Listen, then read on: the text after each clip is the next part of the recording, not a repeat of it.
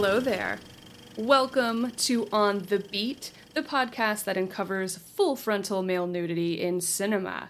My name is Laura Hensel, and I am joined by my co-host, Ryan Henderson. Hey there. Hi.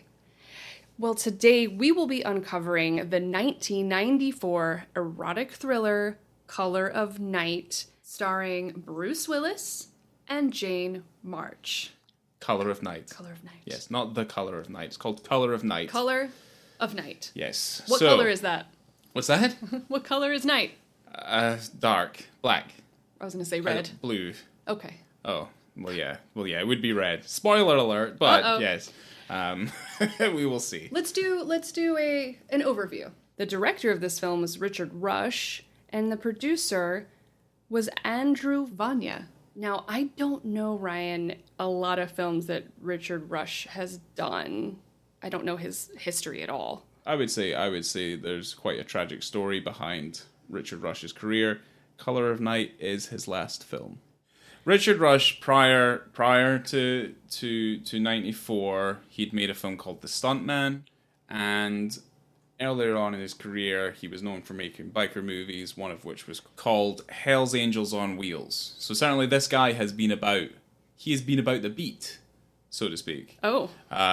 For a long time. Certainly a career up to the point of directing Color of Night, almost 30 years worth of experience. Okay. So it basically goes from making B movies back in the 60s to making The Stuntman at the beginning of the 80s and 1980s, to basically not being able to get a project off the ground, pretty much, for about 14 years. Yeah. During this time, he writes a script called Air America. Yes. So, Air America ends up starring Mel Gibson and Robert Downey Jr. What ends up happening is he's wanting to direct it, he's also writing it, he's also wanting to produce it. So while Richard Rush is also looking at locations and stuff, this new producer from Carlico comes in, takes over the project, they end up rewriting the project, and Richard Rush is effectively paid off to stay away from the picture. In full. In full. So he has no longer any connection to Air America whatsoever. The project is effectively stolen from him. Yeah. And it's credited and directed by Roger Spottiswoode of Terror Train and Turner and Hooch fame. And I think I saw Air America, and I think Right. that's got like a really young Robert Downey Jr. in it or something, where he's still got the young funny face. It's from 1990. All right, the funny face. Yeah. Before Chaplin. Yeah. All right, okay. Well, no, but when he was really young, if you look at really young Robert Downey Jr., he looks like awkward. Like he's got young, awkward face. Jeez. Right, okay. I'll need more detail on that one because I'm not too sure what you mean. But I'll show you pictures. During this time, Richard Rush's name is also attached to Batman. Oh, wow. Okay. Yeah, so You can definitely see him at the end of this film trying to add in Batman elements at that kind of final climax on the top of the tower. Gargoyles, rain, it's very dark. Mm-hmm. He saves her from falling from the top of the tower. Yeah. Like a superhero. Almost like a superhero. Almost. But not like a superhero. Almost like a Batman. Almost like a Batman, except Batman can see the color red. Historically, this film went through a few hands before it ended up in Tim Burton's lap. So at one point, we could have had a Richard Rush Batman movie. I don't know how I feel about that. I don't think anyone does. But you would see Color of Night and realize that maybe we weren't missing that much from Richard Rush. Oh, wow. Yeah. Okay. Color of Night is a very strange beast. But it's, like you said, Andrew Vanya as the producer. Right. He has a slightly more distinguished set of credits on his belt line. So Andrew Vanya produced First Blood. Okay. Which we all know. Absolutely. You drew First Blood. And he also produced Total Recall. Mm-hmm. Which we all know. I love that. I Wish I Had Three Hands. And um, and he also produced the Adrian Lyne movie Jacob's Ladder. Okay. As well. And to top it all off, he also produced Judge Dredd. My favorite. Now, we're not talking about Dredd. Judge Dredd. Judge Dredd. I'm the law. Absolutely. The Sylvester Stallone one, which I think is phenomenal. Perfect. Yes. 5-star film. Okay, so we've got two people that seemingly have a fairly, maybe not illustrious, so to speak, but definitely Andrew Vanya would have a bit of an illustrious career behind him when this film is getting started. Vanya is making and producing films that bank. Right. So when I think about the 90s, and this is certainly smack dab in the middle of it, I think about erotic thrillers, which is my favorite genre. The 90s is full. Late 80s, 90s is just full of erotic thrillers. But not just erotic thrillers, but erotic thrillers that are box office. Yeah.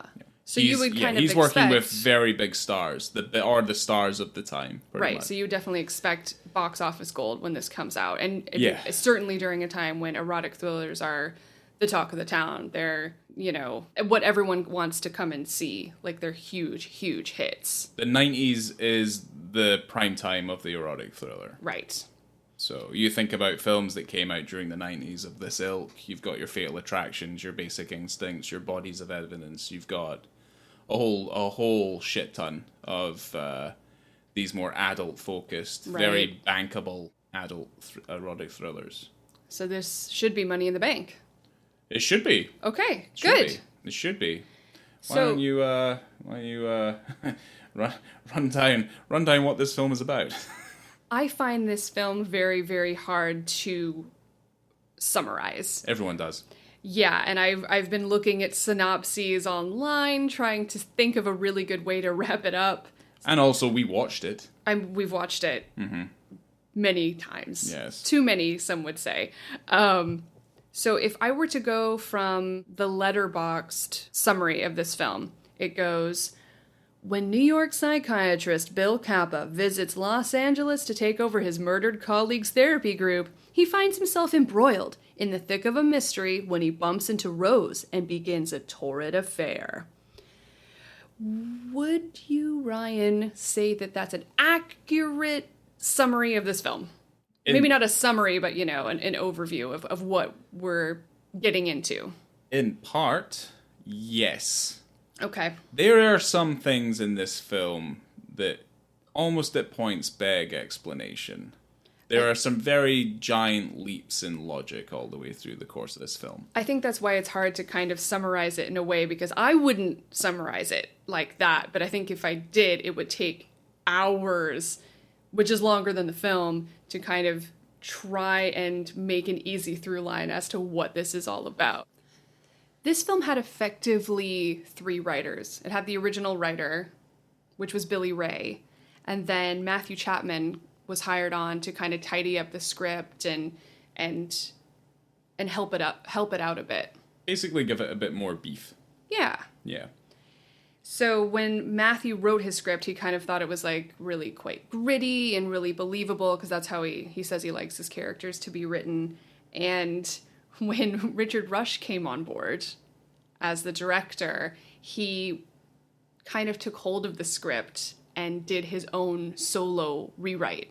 Chapman wanted to ground his stuff in reality. Yes. And Richard Rush is very much interested in the difference between illusion and reality. Right. So and very much the opposite sort of approach. Oh, yeah. Chapman kind of thought that he took the script and pushed it way further than anyone had really wanted it to go, kind of out of the bounds of reality, which is the opposite of what the script actually called for. I mean, You have Bill Kappa, who is the psychiatrist, played by Bruce Willis, who has a patient of his commit suicide, which is traumatizing. He flies to Los Angeles to visit his friend, Dr. Bob, who is played by Scott Bakula, and stays at his house, visits his therapy group, his Monday night therapy group session, and Scott Bakula, or Bob's main intention is for Kappa to help him figure out why he's been getting death threats. So he believes that someone in this group is out to get him and out to murder him. Yes. And throughout this time, we get to meet the people in the group, and we also meet a character named Rose, who Bill Kappa ends up having an affair with. And then from there, we kind of figure out who is the murderer. Yes. I think that's that kind of wraps it up like in a little bow. Yes. In a way. Yes, it does. Okay, It good. does. Because I hope you've seen this movie, because there will be a multitude of spoilers and a very long description of the scene where we finally get to see Bruce Willis's dick. Yes. Because that's what we're here for. Yes. So if you have not been able to track down a copy of this film and sit through its arduous 2-hour length, then yes, you are about to have the shit spoiled right out of you. Yeah, right away. So, I would say that Color of Night is very difficult to summarize. There is a lot of very different things going on that you feel like are all going on at the same time. A lot of things don't make sense and don't drive the plot forward whatsoever. No, tonal shifts that pull you very far out of the movie, and then you're kind of dragged back in by how absurd some things are in this film. Yeah. Because certainly as a vehicle, as an erotic thriller vehicle, I personally don't feel like it has a strong enough foundation to be that kind of sexy thriller. And the main problem with that I found when watching the movie is that all or most of the so-called erotic scenes are shoved into the very middle of the film. Yeah. So you have an entire hour in the beginning of the movie where you're just getting a lot of background and figuring out what's happening. Then you have this ridiculous, long, drawn-out scene after scene of sex. Mm-hmm. And then, you kind of wrap it up for another hour. Pretty much. So pretty much at the hour mark is when we long sexy. But it's kind of, I would say, like, if you want to, you summarize it, pretty well. Okay, up until that point. The sex scene's kind of like your middle point. And then, because of very specific things that happen within the story, Bruce Willis, Bill Kappa, just becomes a detective and has to do all of the work of finding out his friend's killer by himself because of the very apparent ineptitude that is displayed here from the police. You know what I like to think? It's kind of like you're on a roller coaster and you're going up and it's ticking up very, very slowly to the point where you're almost getting bored because you're going up so high. Yes. And then you get to the top and you're so excited, right? You're like, I'm finally at the top. Yeah. This shit's gone down. Mm-hmm. Things are going to happen. And then someone snips the cable to the roller cart and then you just plummet to your death. That's kind of how I felt when I watched this movie. Wow. Okay. Huh. Okay. Yeah. It's like all build up. So like it gets to the sex. Excitement. And then you just die. And then I die. Afterwards, right? Fucking hell. Yeah. Yeah. I mean, if that was a literal thing that happened because of Color of Night, I would say that death was not worth it. Probably not. No, I agree with you there. Yeah, certainly there is... we're fairly candid with our opinions. I think our opinions can be polarizing, certainly in control. You like this film more than I like I this do, film. yeah. If we're talking about first impressions of this film in general, I like this movie. Yeah. I think there are parts... it a lot. I think there's parts of it that I do enjoy. I think there's parts that I am just boggled by it to such an extent that when I first saw it, and what we're watching is the director's cut of the movie. That's probably a good distinction to make because there are at least two cuts of this film. Yeah, theatrical release, which was technically the producer's cut, and then obviously the director's cut, which is seemingly the Richard Rush vision we were all supposed to see. Yeah, it's not hard to get the director's cut, so if anyone wanted to watch it, No. you could spend the approximately $3 it probably costs to get used on the internet. Of course. Of course. Worth every penny. The Color of Night is not a good movie.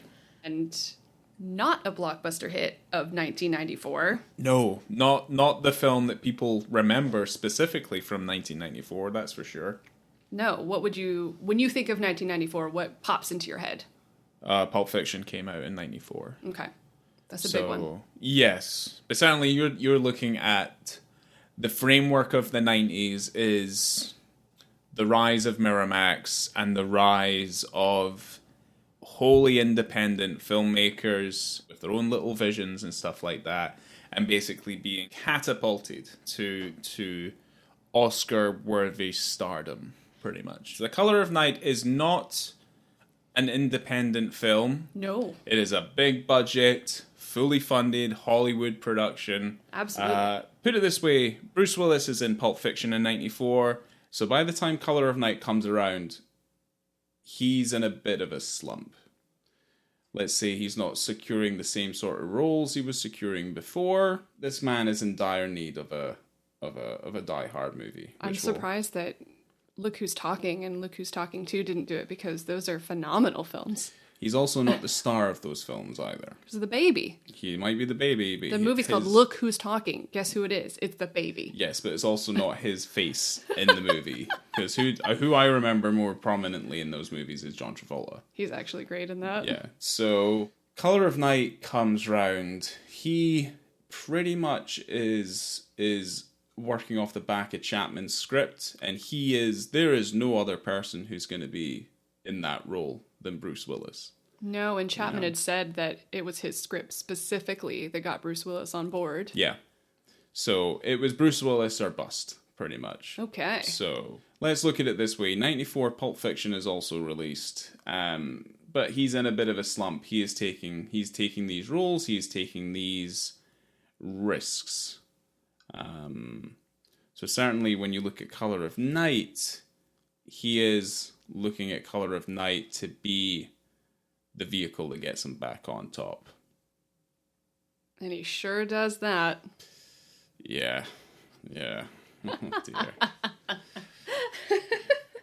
So we have Bruce Willis. Yes. He's a psychiatrist. Yes. He has a psychiatry failure in which his patient isn't happy, jumps out of his office window. No. To her demise. Yes. Okay. This poor woman is introduced sitting at her makeup table in front of a mirror, putting lipstick on, and genuinely struggling being able to do that. Well, she didn't even put it on her lips. I think it ends up on her teeth, right? It's all over her teeth. Yeah, see? Yeah, see, she has troubles. Yes. If anything, that is a very good foreshadowing as to the tone deafness of this movie. Yeah. It's a fantastic moment in that scene. Really interesting moment where he's like, look in the mirror. It's like, what mirror? It's like, any mirror. And he's looking in the mirrors. And she's like, I can see myself in this mirror. And it's obviously the glass pane of the window. And she's like, I like this reflection. And it's like, I could see it even from outside. And then she chucks herself out of the goddamn window. So when he sees his patient fall to her death, he watches her from the window, the broken window, and just sees blood pouring out from this poor woman's body on the street. Yeah. And it slowly turns gray. Yes. Right. To the point where Bruce Willis himself does not see the pigment red anymore. So that's his big problem now. Yes. Out of the things in this movie, I would say this is one of the most interesting things in this film. This film is a bit of a ride.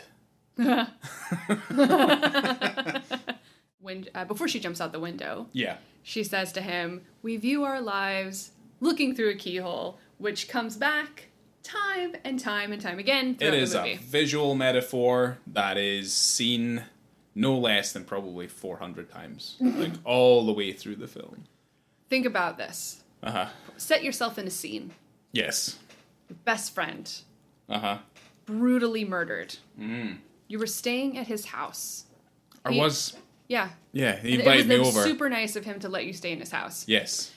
What happens when he dies? Would you stay in his house, wear his clothes, drive his car without abandon? Would you do that?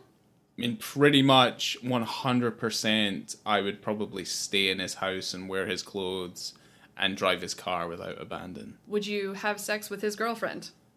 Was that his... It was his girlfriend! Did you forget that? No, well, they found the photo, didn't they? That's another key thing in the story. Right, okay, so... yeah, probably.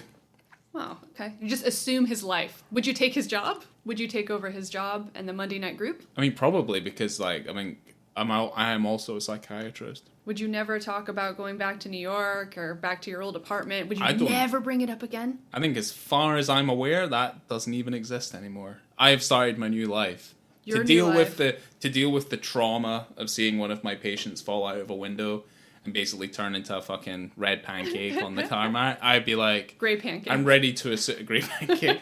I'd be ready to assume the life of my lost friend. Absolutely. You would all but change your name from Bill to Bob. Yes, pretty much. Okay. And it wouldn't be that big of a change either. No. Because it's pretty much only... It's the same. It's like 3 letters missing, and that's all it is, so... Okay. Yeah.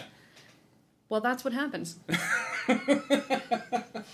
Bill Kappa recklessly, without abandon, pretty much assumes Bob Bakula's life. Fucking murder takes place, and he just sets up shop. Absolutely. In Bakula's. Takes his job. So there's always these little precursors that are kind of all going to add up towards the end of the film to kind of give you a nice clear picture as to... Little hints. As to like how Bruce Willis was able to figure things out. Because, unfortunately, Bakula is in his office, he's attacked, he is stabbed, viciously murdered in his own office. My absolute favorite. Do you remember this? So, he's getting stabbed, and I think they say that he was stabbed 30 times? At least 30 times. It was like 38. Which is a ton of times. Yes. But to add insult to injury, the fact that he falls backwards through his glass door onto the biggest shard of glass. He impales himself on the glass shard. He absolutely does. Yes. It is wild. Bakula is fucking dead. Oh my god. I don't even know what you would need to like sew his guts back together. It was insane. Yeah, he's gonna be a fucking Raggedy Andy doll if he survives it. He is 100% dead. Yes, so he is dead. Down one psychiatrist. Yes, in there LA. is a psychiatrist down. Code 46. There is a psychiatrist down. Is that the real code? No, that's Tim Robbins' movie. Remember? Code 46. Oh, I didn't. With Samantha Morton.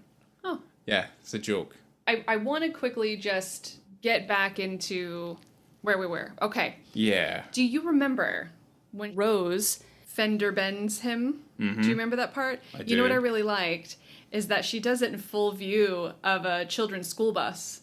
Ah. And it makes sense to me because did you know that Jane March is 18 years younger than Bruce Willis? 18 years. It makes the stuff that follows. She looks like a little baby when this was filmed. Well, she'd done a film previous. Yeah, in 92, which is why they hired her. It's called The Lover, isn't it? Yes. Yes, so... Which she did a lot of nudity. Yeah. And so they wanted to capture that. The poor girl is immediately typecast as she makes her way into the industry, unfortunately. Very strange. Very strange. Some of the things that come out of her mouth. Very strange things. This is when... Their exchanges are odd. Oh, yeah. Yeah. Every single time. Every single time. This is when Kappa's outer monologue starts coming into play, which is... Here she comes. Wild. It's wild. As you would imagine in a film, you have your main character, you would sometimes have an inner monologue kind of playing over the top of the scene, letting us know what our main character is usually thinking. we have that popular film mechanic of a voiceover, where comes and pervades over the whole thing. We all know very famous films that have done that very well, one of which I would say is Shawshank Redemption. Oh, right. Absolutely. Sunset Boulevard. I remember that one. A whole bunch of films have successfully done this. But what they do in this movie to set it apart is they just hold on a shot of Bruce Willis just saying his inner monologue out loud, right to camera, as he sees it. Here she goes, walking on the head of a needle, light as air. Wow. Poetry. He speaks to himself out loud. It's so odd. It's so weird. It's so weird. Every time he does it, it freaks me out. Yes. But I love it. Very strange. Like, there's no sense of romance, I guess. No. It's very odd. Very stilted. Kind of just like, there's no chemistry there. She is laying on the sexuality in any way she knows how, but it doesn't connect. It's almost just like, I don't know, throwing darts at a cement wall. Like, you're not going to get through. No, and the cement wall is Bruce Willis. Yeah. Yeah. So the uncomfortable nature happens after dinner. She's about to get into a cab. He's like, oh, I'm going to take you home. I'll take you home. I'll just give you a ride home. And they kiss behind this pillar of the hotel or wherever it was where they were eating. And he's like, as they're slowly kissing each other and he's undressing touching her. He's like slowly undressing her, cupping her boobies, like bringing her dress up. And it's all kind of happening. She pulls herself away and he's like, no, I'll drive you home. I'll drive you home. She basically says, you shouldn't probably move from that spot because you have a raging erection. Well, that's not exactly what she says. What does she say? Oh, you should stay right there because in that state you could get arrested. Yes. There you go. But they don't show us. So. And then we have another amazing outer monologue. He just says it as she's being driven away in the taxi where he's just like, just kind of whimsical. She walks away, light as air. Really, whatever he says. Oof, it's, you're just like, it pulls you out of the movie. Let's put it that way. Well, the third time I saw it, it pulled me back in. I love it. But, I love it. Do you remember that part where Cap is taking a run? And now I can't remember whether it was before or after this, like, big sex scene. It's before. With the rattlesnake? Yes. So he is running. This is just before the big sex scene. I don't know where that snake came from. I mean, because he's wearing the same shorts and he's totally topless and he has a hat on. Yes. Yeah. So basically, he's on the run. He goes to open the letterbox. There's a fucking rattlesnake in there. He falls to the ground. Murder attempt. There's a gardener nearby who's making a lot of noise with a leaf blower, so he like calls for help. He doesn't get anything. So like he doesn't get attacked by the snake. He's able to go over to the long guy's truck, takes a spade, and then he hits the letterbox and he laughs. I remember this. He hits the letterbox and he goes, "Ha!" and the rattlesnake rattles out comes out the letterbox. The snake just goes away. Just leaves. Right? Just leaves. No danger. And he goes to pick up the letters, and it's like, he just looks to the letters, it's just, yeah, it's a fucking bill. And then he walks away. So yeah, one thing I would add to this rattlesnake scene is that seemingly it's all improv. It's not in the original script. That makes so much sense. Yeah. It's just so Bruce Willis funny. doing Bruce Willis, yeah. Yeah, so what did he just... According to Richard Rush in that commentary, he just said, yeah, Bruce just went and got that spade and then just started knocking the shit out of the mailbox. Yeah. So. Oh my god.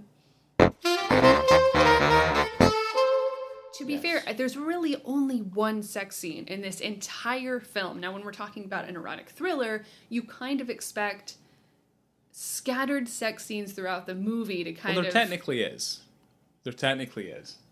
What other scene? Well, there's the fondling and stuff outside the hotel. I don't know. I'm expecting full, like, nude, body to body, real wet, real rubbing around, sweaty.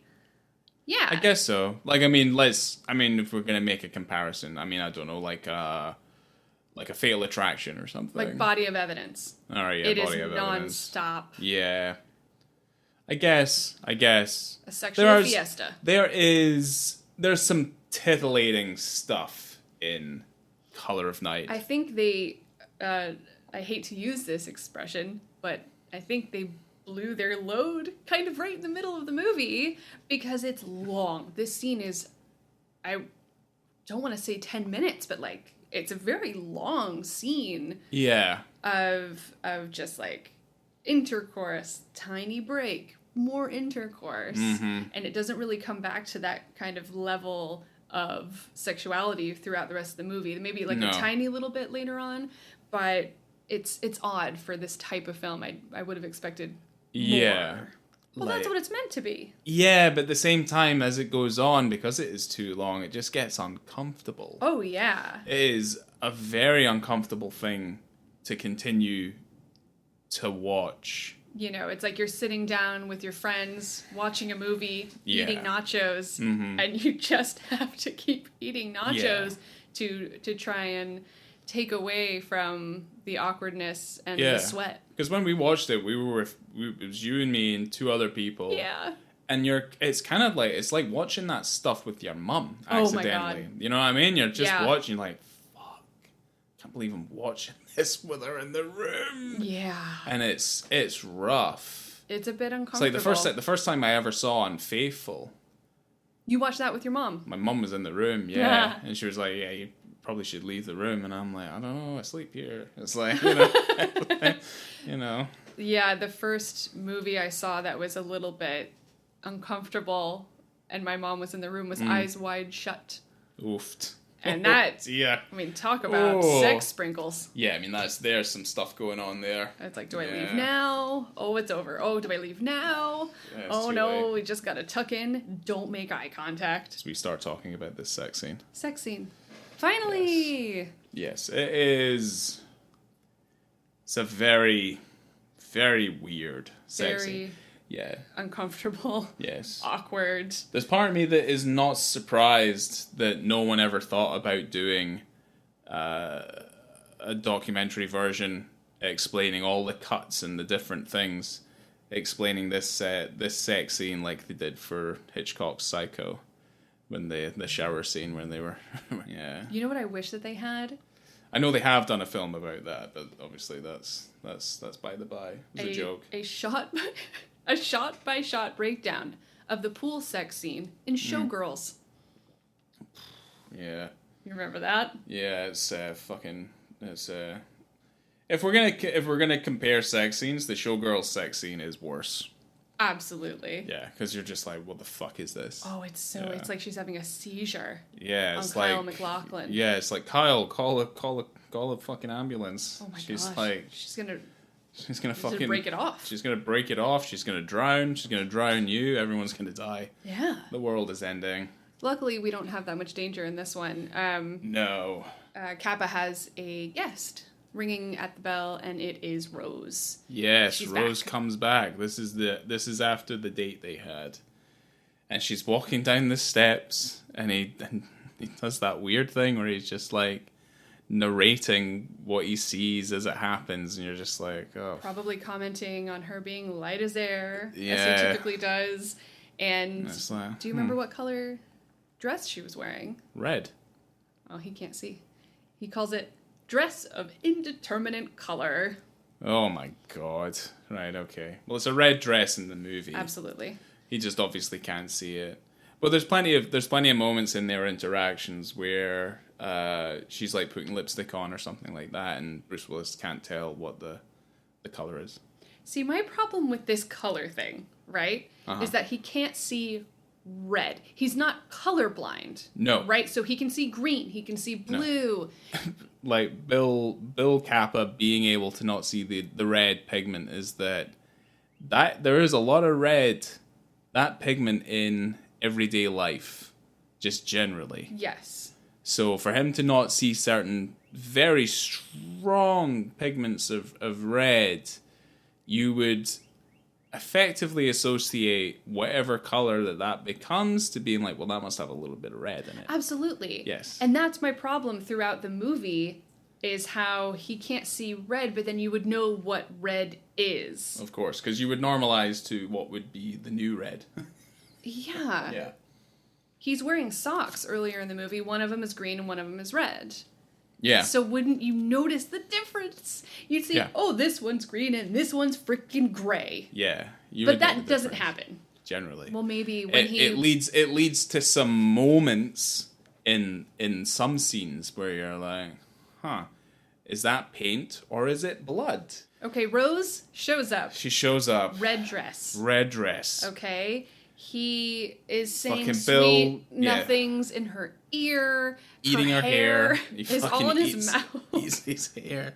So we had strange. to rewind it back, yeah, because he's like mid-sentence and he's literally just like, Rah, rah, rah, rah. and he's just like chomping on her hair, and you're just like, did they not take another fucking take of it? Yeah, is that the best one? Is that the best one? It's like, just get the fucking hair out of your mouth, Yeah, bro. he's really like, eating it. It's still hilarious to me.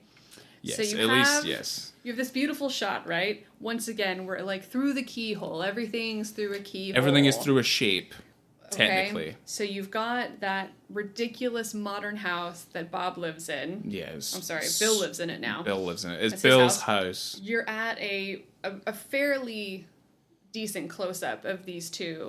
It would be considered like a medium close-up, probably. Yeah, of these two making Yeah. out right on the edge of the pool. Mm-hmm. And then you get that Reverse crash zooms My favorite. right away from Boom. them, really fast. It's there purely for this moment where it's framed, beautifully through this geometric circular shape. you see these two They're on the edge of the pool. fall in together Obviously, in each other's arms. Yes. Well, obviously the take was slightly too long after they reversed out, that they had to speed up the moment till it got to them falling in the pool. Yeah, if you watch it fairly closely. So when you Yes. reverse crash zoom out of that circular hole Mm-hmm.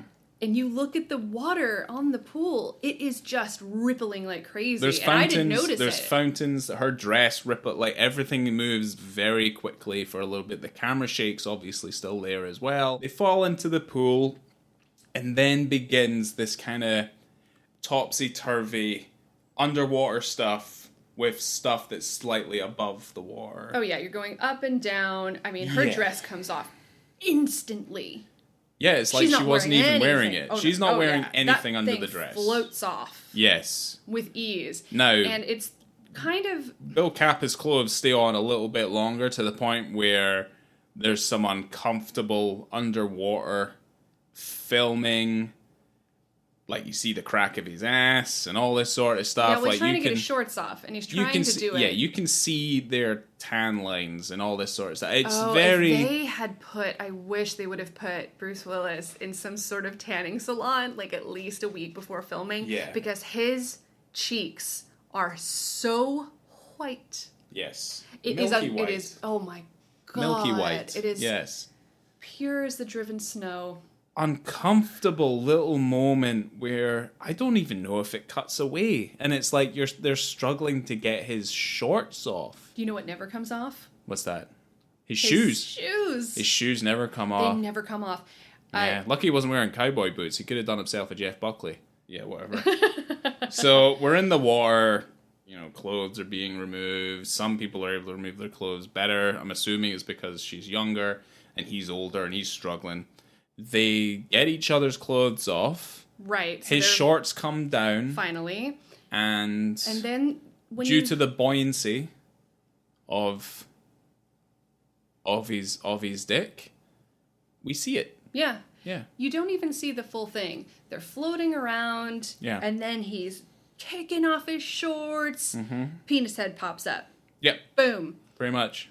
It's not like a quick shot or anything. I wouldn't say it lingers either. I don't think it's gratuitous in any way. Probably No. could have used more. It Gotta be almost honest. seems potentially accidental. I agree.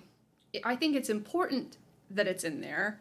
It's only fair, considering the amount of heavy lifting, the nudity heavy lifting that Jane March has to do in this film. It is wild how much she has to be naked. I mean, you see everything. There should be everything. a percentage taken as to how fully clothed she is over the course of this movie, as opposed to like how much of her we see. Yeah. So I think it's fair. I think it's wonderful. Yes. And I appreciate it. I appreciated the boldness, the brazenness. This scene kind of devolves into like something that's very robotic and incredibly wet looking. Right. As we'll go into it. It feels like, it looks like, I mean, they start having sex during the day. They finish having sex probably the middle of the morning the next day. That's true. And it just looks like it's just an exhausting act of attrition. Yeah. Yeah. You know? And the longer it goes on, the more you're fairly convinced that is exactly what this sex scene is. Oh, yeah. It's just an act of attrition. I agree. Well, in an interview, when Bruce Willis was talking about this scene, obviously it's a joke, but I wish it was true. He asked that the entire crew also be naked for that whole shoot. Wow.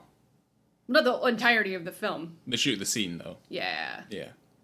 How creepy would that be? I mean, Paul Schrader did it for the Canyons. Oh, right? Yeah. He took off all his clothes and was just like, if I can do it, you can do it too. I don't want to do this. Yeah. Please, Paul, no. Yeah, so. Okay, yeah. so if I just want to mention that Bruce. I was going to say Bruce Willie. I'm so sorry. I was trying not to do it. Okay, Yeah. and I did it anyway. So that penis clocks in an hour and 24 seconds. Yes. So we're in the pool still. We're having sex in a pool. It's wet. It's and wild. there's underwater stuff. There's above water stuff. That's fine. They're really having a good time. And they're kind of doing it's all this, and then it dissolves to a hang gliding shot where there's two hang gliders. So to me, is that before the shot that's above them, and she's like riding him hard? oh no, like on top? no, you're just going deeper into the pool scene. I mean, that shot just itself, I'm just like, it's the image that it conjures up to me is Bruce Willis is a giant and she's this tiny little thing, just like, it's very gross, like trying to climb him. She's so small. And she is so small. She is like, again, it just highlights because she's a beautiful woman. A beautiful she's beautiful. Young woman. She's so young, but she's also like she's got these big teeth that just kind of devour her face, and you're just kind of watching her, and you're like, you just look so young. And then all this stuff starts to happen, you're like, oh my god, she's so young, and it makes you feel very uncomfortable. You feel like a lot of the choices that were made were the bad choices. You feel uncomfortable for it. You feel uncomfortable for her. Well, she put up such a fight about the nudity. Yeah. But Richard Rush hired her on specifically because of the work that she did in The Lover. Yeah. And how much nudity was in that film. Mm-hmm. And she's obviously hoping to get out of this nudity box that she's been shoved into. Yeah. But then she couldn't escape. My thing is like, does the film work without the sex? The film is no longer interesting. No, it's a waste of time. it works. I don't think that it's necessarily like It's not pushing the story forward. No, it's not adding anything to the story. It doesn't add anything to the story. It adds a certain flavor to the tone of the film overall. Yeah, a bit of a penis flavor.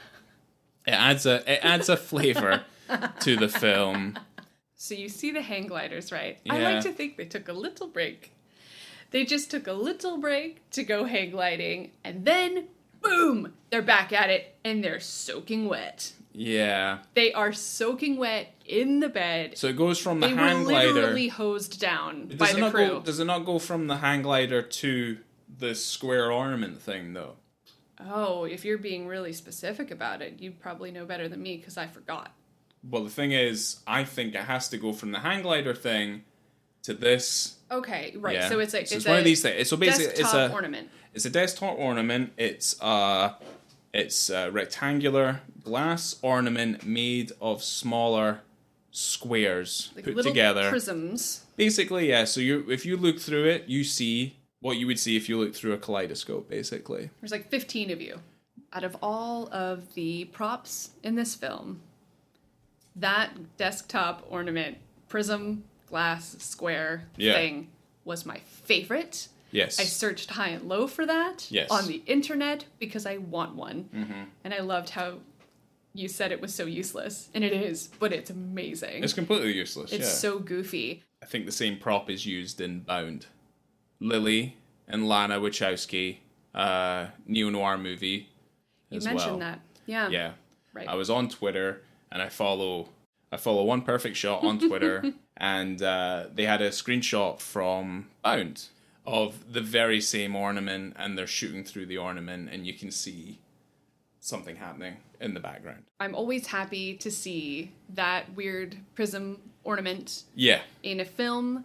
I don't know where it ended up. If anyone knows, please let me know because I want to buy it. Well, to be honest, we could just ask a glass worker and be like, could you strap 20 little squares and stick them all together and make one big square, and then put it on a rotatory thing, and we'll just like spin it around and stuff like that. Stick that shit on a Lazy Susan. Yeah. Spin it round. That's right, Art. a Lazy Susan. Yeah. Beautiful. I know. I love it. I want to watch my sweaty Bruce on a Lazy Susan. Oh. Now that's sexy. Because the shot begins on this ornament, and then sidetracks right to reveal them on the bed or Right. whatever, fucking. Soaking wet. Yes, and then it keeps on tracking, and then it focuses on another ornament that we don't really know what it is. It's like this metallic thing, has the shapes, the contours. Oh, one of those weird 90s Another art. desktop thing. I don't have a I quite like the dissolve cut from the metalwork sculpture, which is different from the other thing we were talking about. That then goes to like, we see her back and Bruce Willis's hands like kind of like going, and we follow the tracks and the lines of her body down. But then what it kind of devolves into after that is like what you just said. They've been hosed down. It's very wet. It's very noisy. Yes. It's not pleasant. No. But one of my favorite sound clips, also if we can do that, and then if you can keep it for me and I can put it as my text tone on my phone, I'd love that. Yes. It's about, I'll give you the timestamp. It's an hour and 2 minutes and 16 seconds. If anyone ever wanted to know what Bruce Willis sounds like when he orgasms. Yeah, when he comes, it's the same sound that you would instantly recognize as Bruce Willis, because he's done it in almost all of the Die Hards, where he's like grimacing in pain, or if he's just finished murdering a nasty terrorist. Like, that is pretty much the sound he makes. It's very guttural. I can't do it. I'm not going to do it. I'm not even going to attempt to do it. I can't do it because it is... I won't sound like Bruce Willis when I do it. I'll sound like Ryan Henderson doing an imitation of Bruce Willis, the Bruce Willis grunt. I can't, and if I did it, we would need to cut it out because it's gonna be bad. It's gonna be, yeah. I mean, it's bad. It's the stuff of nightmares. It's horrible. It's like, so it's bad. just like you're like. I remember like, how many why? times we rewound that part. Just we're like, did that actually happen? Yeah, we like rewound it when we watched it with our friends. We Yeah. rewatched it again last night a few times. Oh fuck. Yeah, sorry to do that to Yeah, you. it's rough. You know, that is effectively the end of that sex scene, because it cuts to him just in his bed in the morning. that's not true. Does it not? Nope. What happens? Next is that he's fully dressed in a suit, sitting down at a table. She had cooked him a steak dinner, completely naked.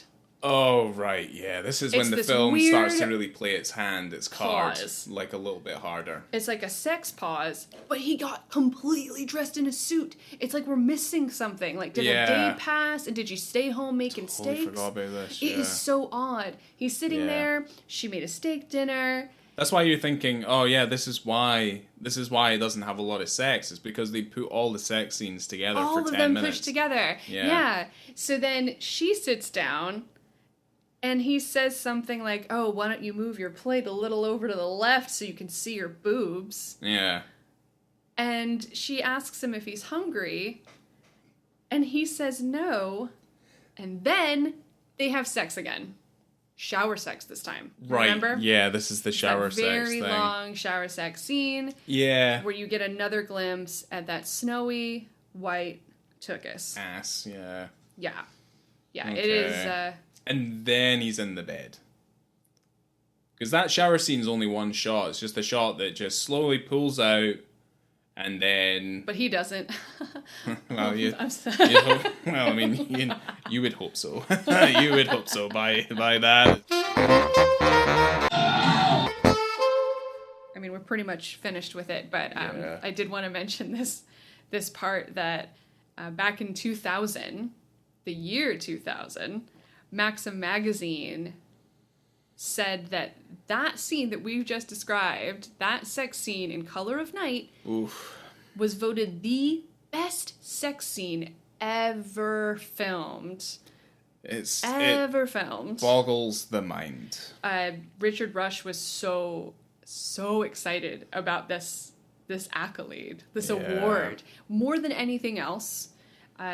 He had that award in his bathroom until he died. You've gave me the quote here. I did. And... Would you like to read that disgusting quote? I'm going to. Because it's not disgusting, it's just odd.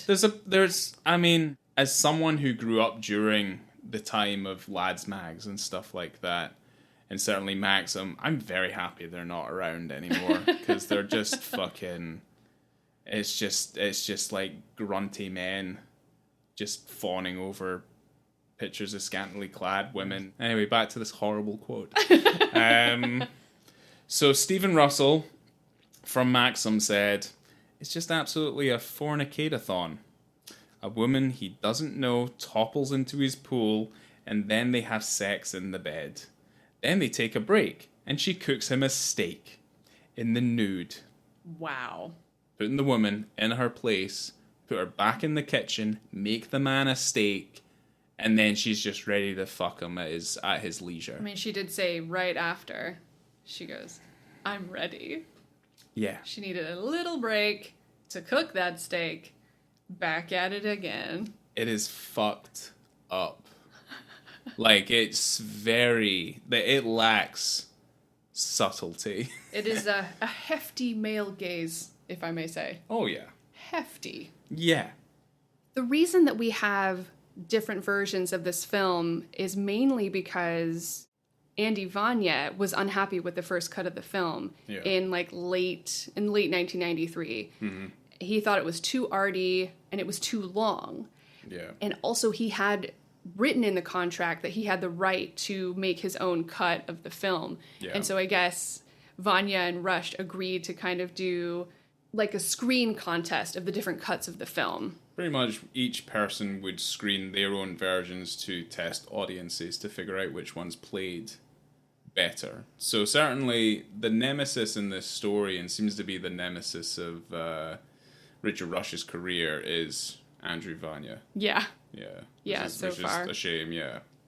Well, Rush's version of the film was getting higher scores consistently. Mm-hmm. So things kind of started to escalate. And then Vanya fired Richard Rush from the film, like straight up fired him. And pretty much broke contract. To the point where I think the Directors Guild had to get involved and be like, well, you can't fire a director this late into the process of post-production. Yeah, there was like a PR war that kind of happened between them. You know, different places sided with the different people. Mm-hmm. And Rush felt like he was kind of driven to sickness over this. Like, he got super sick. Pretty much, I think the arguments and things come to a head, and the next thing Richard Rush knows is that he's on his back in a gurney and he's in hospital. Yeah, he had a heart attack. Yeah. It almost killed him. Almost killed him. So in his commentary though, because the poor man's passed away now, but at the time of his commentary, which would have been in 2018 potentially for that release of the Blu-ray, the double disc Blu-ray, he is 89 years old. Yeah, he's like 88 or 89 because he died earlier this year. He was 91. Right. Okay. Yeah.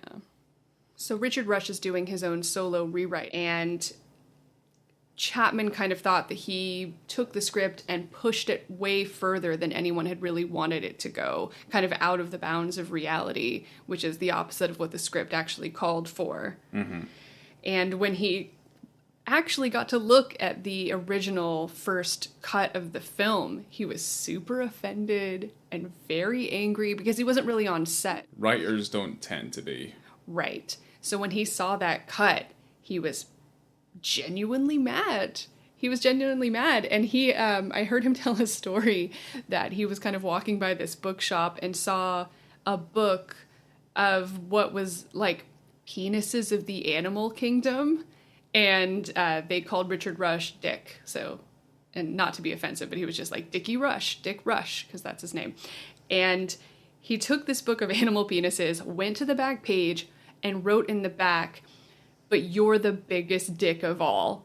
Okay, so he takes this book, folds it up, is about to post it to Richard Rush until his wife, Chapman's wife, says, "Do not send that to him. He just had a heart attack." You know, post-production. Let's say the post-production troubles. Yeah, where he had a almost fatal heart attack. So he never did send that book of dicks to Rush. Mm-hmm. So I would say this about Matthew Chapman, is that from listening to his commentary and stuff like that, he appears to have a relatively quite warped view of sex and sexuality. Well, during that commentary, he said some really weird things that I don't think I want to hear any human say. Is just like the words horny from like 5 years old. I'm like, a horny child? Yeah. Ew. And that he says that America's view of sex and how it's depicted and how it's kind of treated as a taboo. Oh, yes, 100% it is. As a relatively, he seems relatively open-minded. As an open-minded Englishman, he basically tells the person moderating the commentary, as you get what you deserve.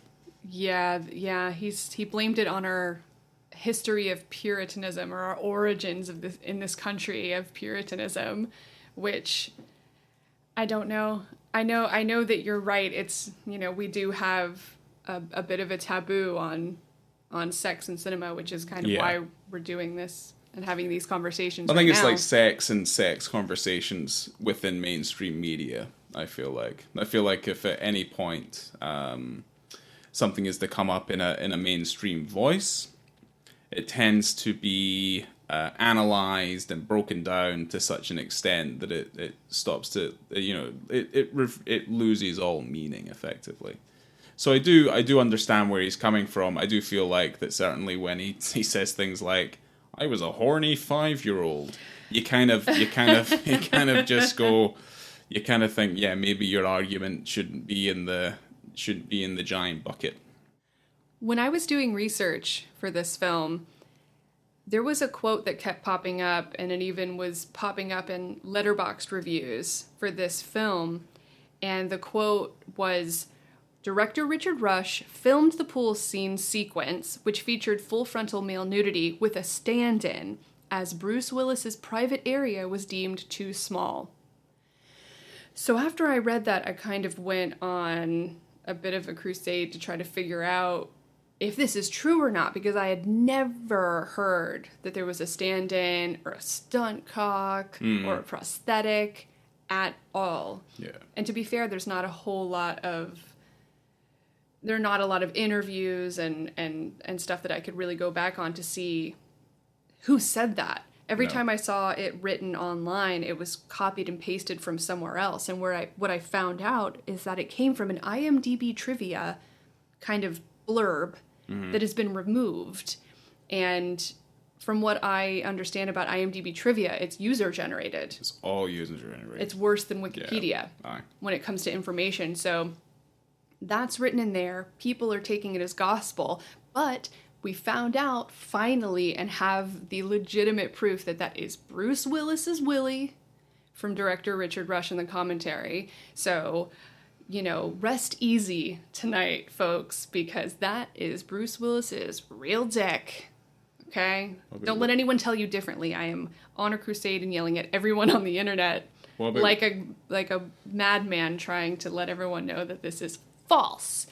Well, he called it Willis's Willie. Yeah. That sounds pretty good. He called it Willis's Willie in the commentary. Willis's Willie. It's Willis's Willie, Bruce's Willie. That's how we're able to ascertain that it's definitely Bruce's Willie in it. We looked up the review for the Blu-ray. Even the review for the Blu-ray said that you'll see the stand-in Yeah, and Yeah. I have emailed the person that wrote that review for the Blu-ray, and I'm waiting on a response. Mm-hmm.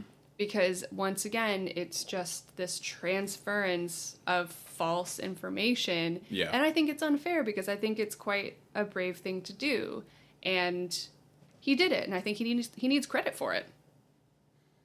He needs the dick credit. Yeah. Here's another interesting thing. Richard Rush supposedly coined the phrase rack focus, or the term.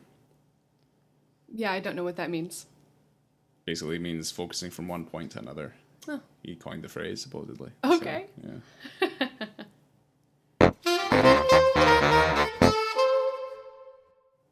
As we're winding down Color of Night, and we feel, hopefully, that we've given this film our due consideration, do you think you would recommend this movie? So, I've flip-flopped pretty hard off this film. Certainly over the time that we've been researching and watching it, and we've watched it a number of times. Too many? Potentially. I don't know. What is too many? Is 6 times too many? Perhaps. Right, okay. So, we've watched as many versions of this film that were accessible to us. You'd watched the film once before and totally forgotten about it. Yes. We'd watched the film with a group of ours. A friend of ours was able to get a copy of the director's cut, which has Bruce Willis's dick in it. We were able to sit down and watch that together as a group. Yes, we did. We then owned a copy of the DVD that we watched together in order to prep for this, to then find out that the second half of the movie was unwatchable because the DVD just would not play. Correct. And then we ended up picking up the double Blu-ray set with the audio commentaries of both the theatrical and the director's cut. Yes, we did. So would I recommend the movie after this many times of watching it? Probably. Good. Probably. Maybe. There are times where I'm like, this film's just bad. It's a bad movie. Is it bad in that it's good? I don't know. But then it's also kind of this weird, fascinating thing that I feel like the story of the making of the movie is far more interesting than the movie itself, from what we've uncovered, I guess. Okay.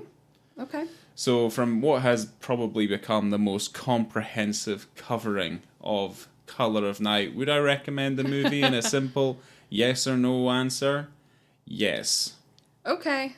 I'll take that. I want people to go on the same journey I did. And I feel like this is almost slightly melancholic, but almost feels a bit sad to be saying goodbye to Color of Night. I myself would recommend this movie. I have watched it, as we said, probably 5 times at least. I've seen the theatrical cut, I've seen the director's cut, and I like them both. They both give you a little bit of a different look about it, and the more you kind of learn about how these were made and put together, I think it just makes it all the more interesting. I have fun watching it. Every single time I watch it, I have fun watching it, and for whatever reason, there's things that I don't notice, and then I have to ask Ryan, like, did that happen in the other cut of the movie? Where did this come from? I don't remember it. I don't know why, but I think it's partially because the movie is so wild that you don't, I don't know, I tend to like forget things that are happening just because it's so crazy. I would say personally, I think it's quite disgusting how much I know about this film now. Yeah. And there's a lot. I mean, like we've mentioned this already. Like it's wild. Some of the stuff that happens it's in fun. this film. Yeah. I think it's definitely enjoyable, definitely worth picking up, and I do recommend also the Blu-ray cut of the film that just came out a few years ago, because you really do get to dig into how the film was made with the screenwriter Matthew Chapman and Richard Rush on the separate discs. Yeah. So would you say that there's anything that we've missed that's maybe in your notes that we didn't get to talk about? Because I know that there is 1 or 2 things on my list that I didn't bring up that I wanted to talk about. Oi, is there anything that we have missed? I don't want to go away from this feeling like we missed anything fun that we wanted to talk about, because we really have We've really gone through the motions on this one. Oh yeah, I mean, I'm yeah. As much as I feel melancholic, I am ready to put this film to bed. Hey. So, do you remember there was a car chase in this movie? Yeah, I know. And that just seems like the least crazy thing in the entire film. Yeah. Is that there's a car chase. Mm-hmm. And it does this thing as well. It's basically, you're at the top of a parking garage and a car just rolls off past the barriers and then spins and then hits the ground. Okay, yeah. And this is a point where Bruce Willis is followed by this car. I think the car disappears and he doesn't see it. He's out of his car and tumbles from the top and then lands very close to him. Yeah, he has to kind of jump out of the way, right? Yeah, something like that. It's another one of the ways that he's been threatened. Yes. Yeah, okay. There's a lot, yeah, I mean, again, like, I'm not very specific with it because I kind of blank on it a bit, but there's a car chase scene in it. It's so funny that the car chase is just something you forget because of all the other things that happen in this film. Mm-hmm. I like to think about, I don't know, the rattlesnake is more frightening to me and more, it kind of sticks in my mind more, but... Yeah. I mean, I don't know if we talk about the final villain when he's revealed. There's a scene at the very end of the movie where he's a dab hand with a nail gun. Let's put it that way. Bruce Willis ends up in a cage. He does. There's a nail gun. Yep. He is sniper accurate with this nail gun. I liked it. Yeah. No, I mean, it's something we definitely missed. So... Do you remember in the Monday group in Bob's office, that gigantic baseball glove chair? Yeah, Kevin O'Connor's sitting in it. That's so weird. Yeah. And I would never think of that in a doctor's office. They've just got this kind of hodgepodge mix of different bits of furniture and then this gigantic, awkward baseball glove chair. It won't even kind of stand up on its own. It flips over all the time. Yeah, I mean, everything we know about Bob, Scott Bakula's character, is his horrible taste in design. I mean, that's 100% apparent from the way his office decor and also the way that his house is made. The only other thing that I had on the notes that I wanted to talk about was in the very beginning of the film, Bruce Willis's patient, Michelle, when she kind of puts all that lipstick all over her face and teeth before she goes into his office to see him for treatment. Yeah. She takes a gun and just kind of sucks it off. What would be a better way of explaining that? A GJ. Gun job. Gun job. She's like... Barrel right down her throat. Barrel's right down her throat. At least, I mean... it starts off the way you're like, oh, okay, and then obviously the barrel slowly starts to slip further and further into her mouth, and you're like, ooh. Opening credits. That's opening credits. Yeah. Well, I mean, there's tonal shifts in this film that deserve further explanation that we are probably able to actually give you just now, but from dark to gritty to macabre to funny. It's like a grisly, dark comedy. To romance, to sex. There's a lot of different things. Got a lot of peaks and troughs. Runs the gamut. Peaks and troughs. Of your tones. Okay, so final ratings. Do you want to go first, Ryan? Yeah, so how are we going to break this down? We're going to do the scene itself. So we're going to do the penis scene. Okay. Visibility and context. So what would you rate visibility and context on that Bruce Willie 0 to 5? So in terms of context, I mean they are in the throes of passion. Indeed. Taking their clothes off. So it seems right that contextually it would be as far as it can go. Yes. So it'd be 5 stars. They're about to bone. So of course we're gonna see some genitalia. In terms of the visibility, I mean you only really see the head. I know. And it kind of just floats upwards because it's underwater. Yeah, you don't. You only get. I can't account for size because we don't know how much is left. Hey, look! If you only see the head, you have no idea what's going on with the shaft. Yeah. So yeah, I mean, it kind of just pops up, just a nice little surprise. You're like, oh, hello, and then obviously it's back to business. Okay. So I don't know. I think because you only see half of the dick. she'd only get half of the score. Okay. So put that together. Well, it'd be 2.5 out of 5. 2.5 out of 5. Okay. So. I agree with your score. I will add my score 2.5 because that's what I was going to give it as well. I think that it comes in, comes out really quick. Like we were saying before, almost like an accident could have been. Very incidental. You know, and I think that is my favorite thing about this Bruce Willis penis is that it is fairly casual. We see it when you expect to see it. It's not covered up, you know, by a leg or a sheet or a piece of cloth or a hand.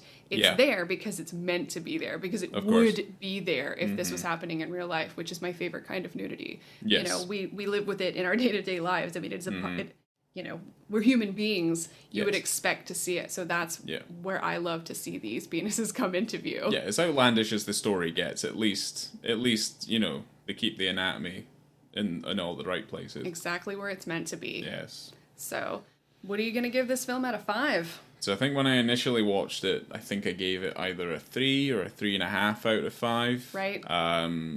Just because I was just captured by its wild nature. Let's put it that way.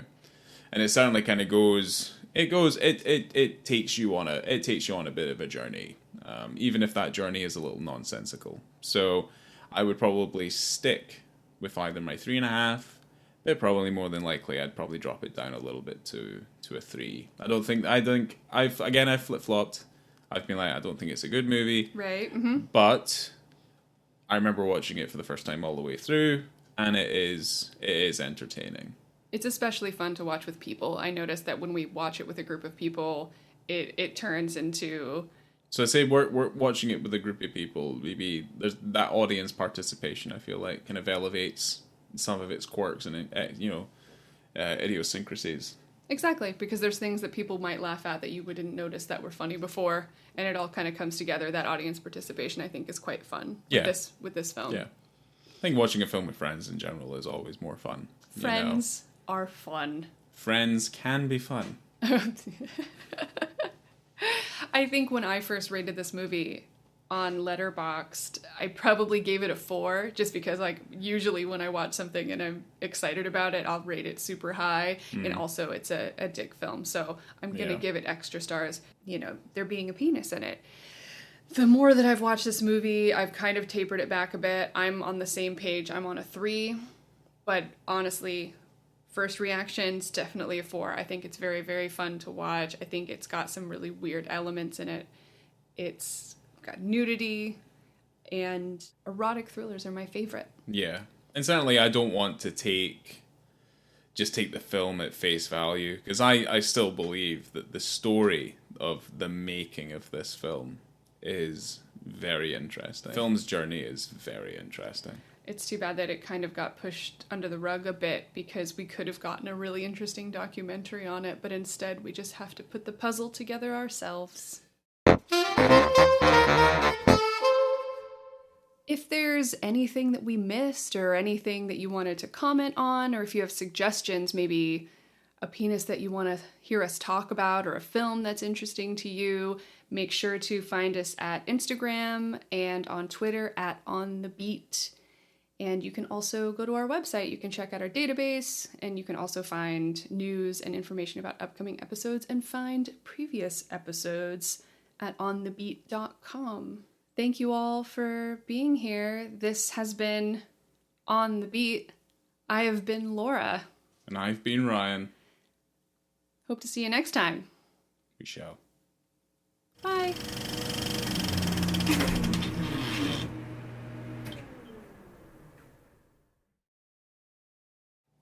I mean, if there is anything that we have missed, I mean, there's one thing. It has a absolutely stonking title theme song.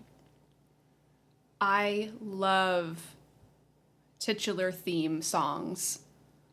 I have a playlist of titular theme songs. The song itself is about as ridiculous as the film is. But it gets stuck in your head. It does, yeah. I was humming it while I was doing some sweeping earlier today. Yeah. It's like, I don't know. I mean, it might be the first sign of madness. I don't know. It's like, I might need a psychiatrist. Oh no. I know. It's like... It's like, yeah, I've had people like you walk through the door. The color of night syndrome. It's like, fuck. God. Yeah. It's like, I have wondered why my red t-shirt is grey. Oh my God, it's really happening. Fuck.